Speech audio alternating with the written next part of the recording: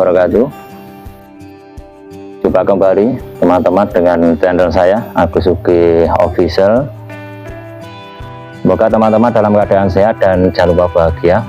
Oke, pada kesempatan ini saya akan melanjutkan dari apa yang pernah saya sampaikan di video sebelumnya, itu terkait dengan masalah permaduan ya, masih terkait dengan yang kemarin, tema yang kemarin itu teman-teman mungkin sudah ya paham dengan yang saya sampaikan kemarin, itu terkait dengan pengelompokan jenis-jenis lebah penghasil madu.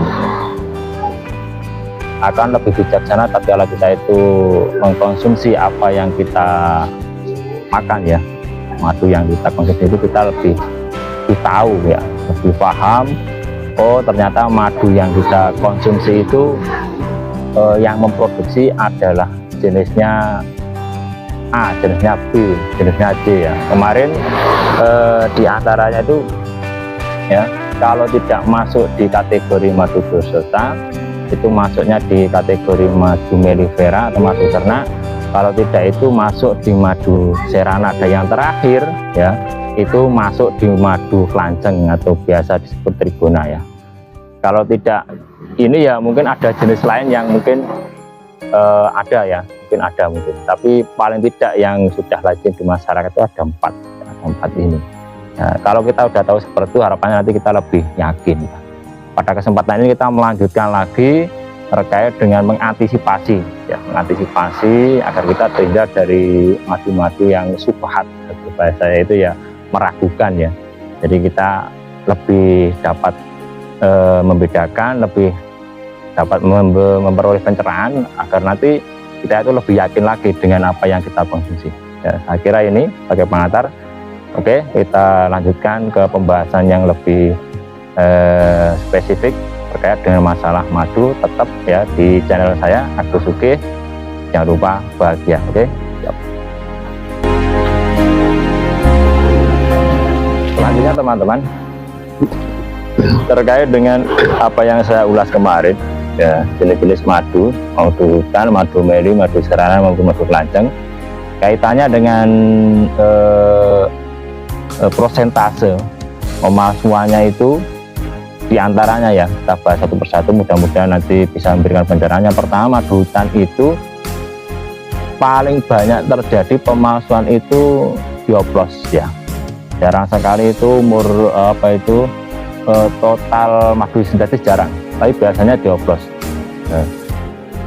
Jadi ini memang ada ilmunya tersendiri ya. Jadi kadang-kala 50% itu madu hutan murni ya, itu dioplos dengan bahan sintetis ya, dioplos atau berapa persen yang di situ terkadang kita kesulitan membedakan karena memang aromanya sama rasanya itu sama dengan yang asli. Cuma biasanya itu paling banyak itu malah kental ya. Jadi madu hutan itu yang murni itu biasanya nggak kental tapi encer malah ya, encer. Jadi kalau madu yang sudah dioplos itu biasanya malah agak kental itu biasanya. Tapi ya kadang-kala kan ada madu hutan itu yang melalui proses pengentalan ya. Jadi memang dikentalkan dulu untuk mengurangi kadar air, biasanya seperti itu ya. Terus kalau madu mellifera, madu ternak itu mungkin sekarang kan udah sering dengar dengan istilah madu sos ya. Madu sos itu sesuai dengan istilahnya. Sos itu kalau bahasa internasional itu kan minta pertolongan darurat ya itu. Sama sebenarnya tujuan dari para peternak itu memberikan suplai glukosa, sirup atau bahan lain, itu sebenarnya untuk menolong si lebah kala musim paceklik ya, agar ketika kesulitan mereka itu mencari nektar itu bisa tertolong dengan itu madu bahan tambahan itu ya, sirup entah sukrosa atau fruktosa atau glukosa ya, biar nanti koloninya tidak punah ya, atau tidak migrasi pindah ya. Jadi dia ditolong dengan harapan nanti satu saat kalau sudah normal situasinya, sudah bunga sudah banyak itu nanti tetap bisa kerja seperti biasa, artinya lebah itu masih ada ya. Jadi jangan sampai ada salah persepsi terus itu memang disengaja, enggak, sebenarnya tujuannya itu hanya saja kadang-kala karena memang permintaan pasar itu tinggi ya, kadang ada peternak-peternak anakan itu ya akhirnya ya dioptimalkan, yaitu dipakan banyak dengan harapan produksi madunya juga lebih. Nah, jadilah yang dinamakan dengan madu sos. Jadi madu sos itu madu asli. Madu asli hanya saja nektar yang dihisap oleh lebah itu bukan nektar alami, atau mungkin sudah bercampur dengan nektar alam dan nektar yang disediakan di situ. Ya, mungkin teman-teman sudah paham ya ini ya terkait dengan madu sos. Jadi yang dinamakan madu asli itu. Kalau madu palsu mungkin oplosannya sama dengan seperti madu hutan yang saya sebutkan tadi. Jadi madu meli itu bisa jadi nanti dioplos dengan bahan apa sintetis yang lain ya, seperti itu. Sedangkan untuk madu serana ya, madu serana itu memang saya katakan jenis lebahnya itu unik ya. Saya pernah mengalami sendiri. Kalau awal mungkin ketika kita mau memindahkan koloni itu diberi makan berupa mungkin glukosa itu masih mau, tapi kalau sudah mapan itu madu lebah serana itu nggak mau ya, nggak mau. Bahkan hasil bulang mungkin ada teman-teman itu yang ada sisanya madu itu ditaruh situ aja karena nggak mau berkumpul di situ ya. Dia memilih nektar yang sesuai dengan seleranya, dia tetap jelajah lah, cari nektar yang lain. Artinya apa? Ya kemungkinan memang ada ya, modelnya seperti madu mellifera itu yang diberi pakan tambahan ada ya. Yang perlu diingat untuk masing-masing ketiga madu ini, baik meli, baik bursota, madu hutan maupun serana, itu aromanya khas ya, masing-masing ya. Jadi itu bagi yang sudah hafal itu bisa membedakan, dari aromanya itu sudah bisa membedakan, apalagi rasanya ya. Itu ini beberapa gambaran saja terkait dengan prosentase pemalsuan jenis-jenis madu ya. Itu tadi ya, bisa 100% itu oplosan, bisa 50% atau berapa persen itu oplosan ya, oplosan. Bisa total itu dari bahan-bahan sintetis ya. Dan yang terakhir itu adalah madu kelanceng. Yang perlu diingat, ciri khas dari madu kelanceng itu dari aromanya itu memang lain ya. Aromanya lain ya, ada yang menyengat banget ya. Dan yang paling nggak bisa ditiru itu adalah rasanya. Jadi rasa madu kelanceng itu nggak lepas dari tiga ini ya. Kalau tidak asam, ya kecut, ya manis. Jadi tiga ini, mana yang dominan nanti? Ya. Jadi tiga rasa utama dari madu kelanceng sensasi dari tiga rasa ini. Ya. Ada nanti yang dominan manisnya, ada yang dominan kecutnya, ada yang dominan asamnya. Ya. Persentase dari pemalsuannya itu modelnya ya itu adalah klaim. Artinya gini, ini sebenarnya madunya itu madu meli. Ya, terus diberi bahan-bahan tertentu biar rasanya itu bisa mendekati madu kelanceng, kayak madu kelanceng, mungkin direndam asam atau apa seperti itu. Jadi nanti sensasi rasanya itu ada asam, ada kecutnya seperti itu. Mengapa bisa terjadi seperti itu? Karena memang harga, untuk menaikkan harga. Kalau madu meli kan agak murah ya. Ya dikatakan di antara ketiga madu ini yang paling murah itu madu meli. Ya, tapi madu kelanceng itu paling mahal sendiri. Ya, setelah kita sampaikan memang produksi madunya paling sedikit ya, lebahnya aja kecil-kecil itu ya, jadi otomatis produksi madunya itu sedikit banget ya, otomatis harganya mahal lah. Untuk menaikkan rating harga itu modelnya seperti oplos. Jadi itu madu meli dikasih bahan tertentu termasuk direndam asam mungkin atau apa, nanti biar sensasi rasanya itu bisa rasa asam, atau mungkin dioplos dengan madu kelanceng sendiri ya, biar nanti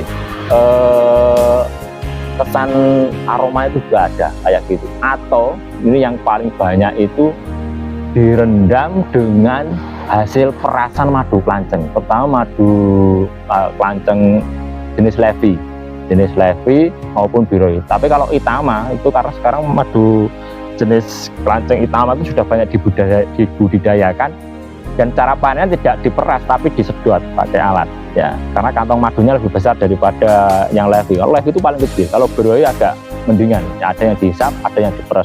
Rata-rata kalau pembolang itu rata-rata diperas semua, jadi manual ya, itu otomatis nanti perasan dari itu sarangnya itu nanti biasanya digunakan untuk memasukkan itu. Jadi madunya sebenarnya madu meli, terus direndam dengan hasil itu tadi perasan rumah panceng itu, seperti itu gambarannya kayak gitu ya. Jadi sensasi rasa itu hampir sama. Tapi sebenarnya kalau dilihat dari manfaatnya malah ya baik lah ya, karena yang namanya rendaman dari rumah itu kan tetap ada polonnya, tetap ada propolisnya seperti itu. Tapi ya tidak bisa seperti aslinya atau murninya madu klanceng ya. Artinya ya sejak awal itu prosesnya ya memang itu adalah hasil dari sekresi lebah klanceng sendiri ya, gambarnya kayak gitu. Mungkin teman-teman sedikit gambaran ini ada apa istilahnya yang mengganjal, mungkin nanti silahkan bisa sharing di kolom komentar ataupun ada pertanyaan bisa ya. Ini kita sampaikan sesuai dengan pengalaman yang saya alami. Jadi mungkin setiap peternak itu punya pengalaman sendiri ya, dalam rangka untuk memberikan pencerahan agar nanti kita tidak terjebak dengan apa informasi-informasi yang menyesatkan ya. Itu beberapa terkait dengan prosentase antisipasi untuk mengetahui apakah ini madu yang murni atau madu yang asli atau madu yang palsu ya. Untuk cara-cara yang lain ya itu memang ada, nanti insya Allah pada video berikutnya akan kita sampaikan beberapa cara untuk mengetahui ya. Jadi mungkin ada yang pakai apa itu dibakar, ada yang bahkan ada mitos itu sampai kalau nggak dikerubuni semut berarti asli dan sebagainya. Itu nanti insya Allah kita sampaikan di video berikutnya. Yang jelas dari apa yang saya paparkan tadi, saya yakin belum bisa memberikan secara apa ya detail karena memang itu sesuai dengan pengetahuan saya. Jadi teman-teman nanti bisa tanya ya, insya Allah kita jawab sesuai dengan kemampuan saya, dengan harapan nanti kita sama-sama belajar ya, sama-sama belajar biar nanti kita itu ada wawasan ya, ternyata saya selama ini mengkonsumsi madu ini dan kualitasnya seperti ini ya. Secara umum sebenarnya madu itu kandungannya sama, cuma mungkin dosisnya ya, kalau obat ya karena ini sama manfaatnya seperti obat ya, mungkin dosisnya aja yang berbeda. Tapi bagaimanapun masing-masing punya kelebihan sendiri. Dari keempat ini tentu saja yang paling mahal itu ya, yang paling bagus yaitu madu klanceng ya. Sampai sekarang ini memang alhamdulillah sudah banyak yang membudidayakan, jadi mungkin harga bisa lebih masyarakat ya. Kalau dulu kan kita masih mencari di alam ya, jadi mungkin kalau kita mencapai target nggak bisa sesuai dengan permintaan. Saya kira ini dulu teman-teman terkait dengan informasi apa itu permaduan ya. Nanti kita sambung lagi terkait dengan tip-tip untuk mengetahui mana madu asli, mana madu palsu, maupun mana madu murni ya. Terima kasih untuk teman-teman yang sudah menyimak channel kami. Saran dan masukan tetap kita butuhkan agar nanti kita bisa sharing, saling tukar pengalaman ya. Kalau ada hal yang kira-kira mendadak ya silahkan ya, kita bisa komunikasi, bisa sharing biar saling belajar gitu ya. Terima kasih untuk perhatiannya. Assalamualaikum warahmatullahi wabarakatuh. Sampai ketemu di video berikutnya. Salam.